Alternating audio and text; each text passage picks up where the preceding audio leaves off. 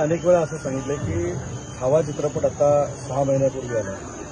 पण छावा चित्रपट याच्या अगोदर 1.5 वर्ष महाराष्ट्रातला छत्रपती संभाजी महाराजांचा पुतळा हा रत्नागिरीमध्ये उभं करण्यामध्ये रत्नागिरीकरांना यश आलं. आज छत्रपती संभाजी महाराजांच्या पुतळ्याच्या पायथ्याशी जी नगरपालिकेची 3000 स्क्वेअर फीटची जागा होती, त्याच्यामध्ये संभाजी महाराजांचं चरित्र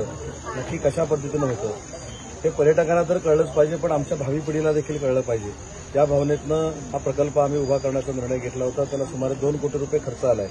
आणि मी जे स्कूल ऑफ आर्ट्सचे आमचे ज्यांनी हे बनवलं त्यांचं देखील मनापासून कौतुक करतो. त्या संपूर्ण चित्रांमध्ये, शिल्पचित्रांमध्ये आपल्या एक लक्षात आलं असेल की जिवंतपणा आहे आणि छत्रपती संभाजी महाराजांचं कर्तृत्व देखील दडलेलं आहे आणि हे कर्तृत्व शालेय विद्यार्थ्यांना कळावं, शालेय विद्यार्थ्यांना छत्रपती संभाजी महाराजांबद्दल माहिती असावी या निमित्तानं हा प्रकल्प उभा करण्याचा निर्णय घेतला होता आणि त्याच्यामध्ये आज आम्ही यशस्वी झालेलो. गेल्या 2 वर्षांनी आपण एक वाक्य बोललो होतं की रत्नागिरी महाराष्ट्रात नवी देशातलं एक पर्यटनस्थळ बनेल, त्याची वाटचाल आहे, सुरुवात आहे म्हणायची किंवा त्याच्या अगोदर मी 2004ला असं निवडून आलो तेव्हा बोललो होतो की